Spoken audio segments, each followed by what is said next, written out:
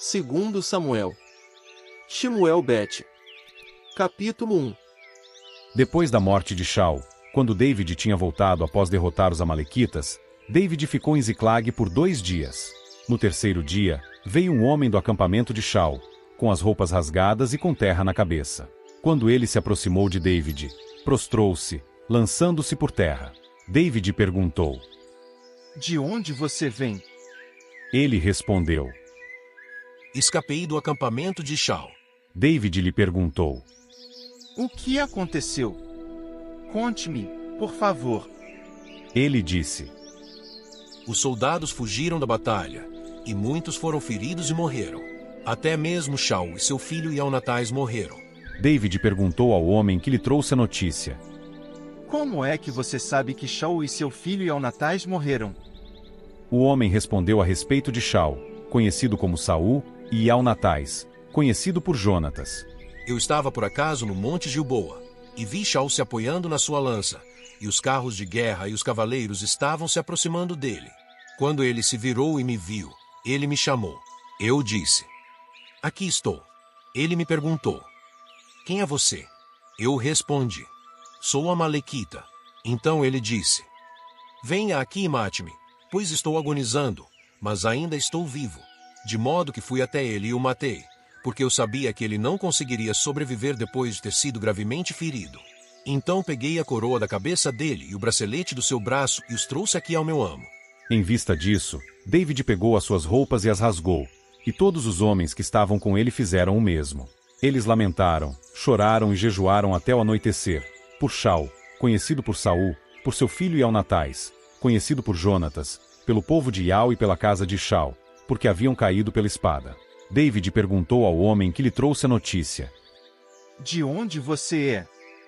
Ele respondeu: Sou filho de um residente estrangeiro amalequita.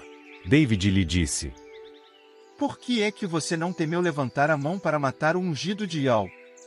Então David chamou um dos seus homens e ordenou: Venha aqui e mate-o. De modo que o homem o golpeou, e ele morreu. David lhe disse: Que o seu sangue recaia sobre a sua cabeça, porque a sua própria boca o condenou, quando disse: Eu matei o ungido de Iau. Então David cantou um cântico fúnebre por Shaul e por seu filho Ionatais, e disse que se devia ensiná-lo ao povo de Alda. Esse cântico, chamado O Arco, está escrito no livro de Jazar e diz: Sua beleza, ó Shaul, pereceu sobre os montes. Como caíram os valentes. Não contém isso em Gate. Não anuncie nas ruas de Ascalon, para que não se alegrem as filhas dos filisteus, para que não exultem as filhas dos incircuncisos. Ó montes de Gilboa, não haja sobre vocês nem orvalho nem chuva, nem campos que produzam contribuições sagradas, porque ali foi profanado o escudo dos valentes, o escudo de Shaul não está mais ungido com óleo. Do sangue dos que eram mortos, da gordura dos valentes, o arco de Ionatais não recuava, e a espada de Shaul não voltava sem êxito. Shaul e Ionatais, tão amados e queridos durante a sua vida, mesmo na morte não foram separados. Eram mais velozes do que as águias e mais fortes do que os leões. Ó filhas ishalitas, chorem por Shaul, que as vestiu de escarlate e com adornos, que pôs enfeites de ouro na sua roupa. Como caíram os valentes na batalha! E Ionatais está morto sobre os montes. Estou aflito por você, meu irmão Ionatais. Você era um amigo muito querido. Para mim, seu amor era superior ao amor das mulheres. Como caíram os valentes, e pereceram as armas de guerra. Segundo Samuel. Shemuel Bet. Capítulo 2. Depois disso, David consultou a Iau.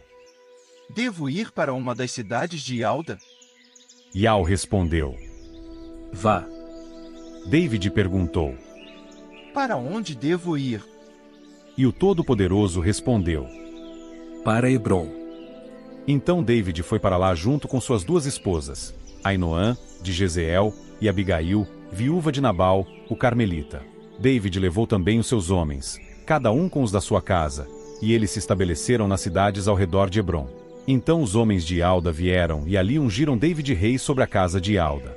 Eles disseram a David: Foram os homens de Jabes-Gileade que enterraram Shaul. Assim, David enviou mensageiros aos homens de Jabes-Gileade para lhes dizer: Que Yah os abençoe, porque vocês demonstraram amor leal para com Shaul, seu amo, enterrando-o. E que Yah demonstre amor leal e fidelidade para com vocês. Eu também demonstrarei bondade para com vocês pelo que fizeram. Agora fortaleçam as suas mãos e sejam corajosos, pois o seu amo Shaul está morto, e a casa de Alda me ungiu rei sobre eles. Mas Abner, filho de Ner, chefe do exército de Shaul, levou Isbosete, filho de Shaul, a Maanaim, que fica do outro lado do rio, e o fez rei sobre Gileade, sobre os Azuritas, sobre Jezeel, sobre Efraim, sobre Beniamim e sobre todo o Ishal. Isbosete, filho de Shaul, tinha 40 anos de idade quando se tornou rei de Ishal e reinou por 2 anos. Mas a casa de Alda apoiava David. O tempo que David reinou sobre a casa de Alda, em Hebrom, foi 7 anos e 6 meses. Depois de algum tempo, Abner, filho de Ner, e os servos de Isbosete, filho de Shaul, foram de Maanaim a Gibeão. Joabe, filho de Zeruia, e os servos de David também saíram e os encontraram no reservatório de água de Gibeão. Um grupo ficou de um lado do reservatório, o outro, do lado oposto.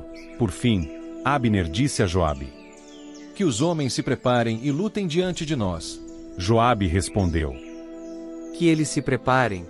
Então eles se apresentaram e atravessaram para lutar.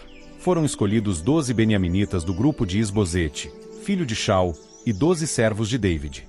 Eles agarraram um ao outro pela cabeça e cada um enfiou a espada no lado do seu adversário, e todos caíram mortos ao mesmo tempo. Por isso aquele lugar, que fica em Gibeão, foi chamado de Eucate Azurim. A batalha que se seguiu naquele dia foi muito violenta, e Abner e os homens de Shaul por fim foram derrotados pelos servos de David. Os 3 filhos de Zeruia, Joabe, Abisai e Azael, estavam ali. Azael era capaz de correr como uma gazela em campo aberto. Azael começou a perseguir a Abner.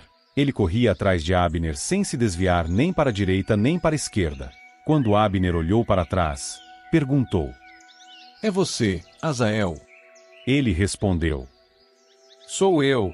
Abner disse-lhe então: Desvie-se para a direita ou para a esquerda. Pegue um desses homens e fique com as coisas dele. Mas Azael não quis parar de persegui-lo. Abner disse novamente a Azael: Pare de me perseguir, senão terei de matá-lo. Depois disso, como eu poderia encarar seu irmão Joabe? Mas Azael não parou. Então Abner o golpeou na barriga com a parte de trás da lança, de modo que ela lhe saiu pelas costas, e ele caiu e morreu ali onde estava. Todos os que passavam pelo lugar onde Azael havia caído e morrido paravam ali. Então Joabe e Abisai foram atrás de Abner. Ao pôr do sol eles chegaram à colina de Amá, que fica em frente a Gia, no caminho para o deserto de Gibeão. Ali os beniaminitas se juntaram a Abner. Eles formaram uma só tropa, tomando posições no cume de uma colina. Então Abner gritou para Joabe: Até quando a espada vai devorar? Não sabe que as consequências serão amargas? Quando é que você vai mandar seus homens parar de perseguir seus irmãos? Joabe respondeu: Tão certo como o verdadeiro Criador vive, se você não tivesse falado, só de manhã os homens iriam parar de perseguir seus irmãos. Então Joabe tocou a buzina, e seus homens pararam de perseguir Ishal, e a batalha terminou. Durante toda aquela noite, Abner e seus homens caminharam através do Arabá, atravessaram o Iord, passaram pelo vale inteiro e por fim chegaram a Maanaim.